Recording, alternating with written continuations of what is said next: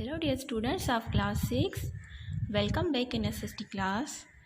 Dear students, today's our topic is rainfall, air pressure or weight and direction of wind. First, rainfall. Rainfall is very important in determining the climate of a place. As all we know that rainfall is very important. जिस area में rainfall ज़्यादा होगी वहाँ का weather ज़्यादा cool और better होगा, pollution नहीं होगी और जो आपका जो एरिया है वो क्लीन भी होगा. So rainfall is one of the most important factors of any climate of a place. Places in the Atacama Desert on western coast of Chile have had no measurable rain for hundreds of years. Atacama is known as the driest place on the earth. Atacama desert Chile के western coast की तरफ dessert है Atacama. वहाँ पे 100 of year से कोई भी rainfall measurable rainfall नहीं हुई है, इसलिए उसको दुनिया की सबसे ड्राइस्ट प्लेस कहा जाता है. But on the other hand Cherrapunji in Assam had 22,990 mm of rain in 1 year 1861. This is still the world record. Cherrapunji Assam in India 1861 में वहाँ पे 22,990 mm रेनफॉल हुई थी और एक साल में, और this is the world record still now. So Atacama is the most dry place on the earth and Cherrapunji is very rainful place. So Atacama की वेदर जो है ऐसी होती है, वहाँ पे सर्वाइव करना बहुत मुश्किल होता है क्योंकि वहाँ पे बहुत ज़्यादा हॉट एरिया है, वहाँ पे बहुत ज़्यादा हॉटनेस होती है और ये जो वहाँ पे रेनफॉल नहीं होती तो ऑब्वियसली वहाँ पे वेजिटेशन भी नहीं होती. जबकि चेरापूंजी फुल ऑफ ग्रीनरी है और ये असम में इंडिया में है. नाउ एयर प्रेशर और वेट. एयर में not seem to have any weight but it does. It is just that we do not normally feel it. Above each of us is a column of air several kilometers high. This column of air weighs about 230 kilograms. Air का जो wait है हमें feel नहीं होता, लेकिन हमारे ऊपर जो लेयर्स हैं उसमें कॉलम्स बने हुए हैं, उसमें सेवरल किलोमीटर्स हाई जो एक एक कॉलम है, उस कॉलम्स में एयर का वेट होता है और वो एक कॉलम 230 ग्राम्स वेट रखता है. दिस एयर प्रेशर और weight is not steady. Sometimes it presses more heavily on earth than at other times. Sometimes air pressure जो अर्थ का है वो बहुत ज़्यादा हो जाता है और समटाइम्स वो प्रेशर कम हो जाता है और उसके वजह से फिर साइक्लोन और एंटी साइक्लोन डेवलप होते हैं. The average is about 1 kg on every square centimeter.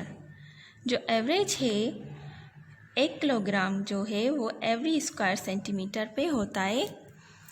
When the pressure is high, the air is pushing down on the surface. The weather is really fine and dry. When the pressure is low, it is really stormy and wet.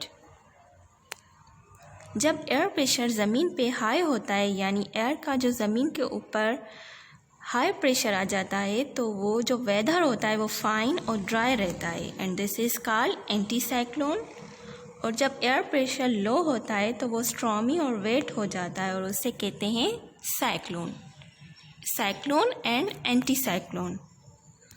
So these are two condition of air, cyclone and anticyclone. Now, direction of wind. The direction from which the winds usually blow also has an effect on climate.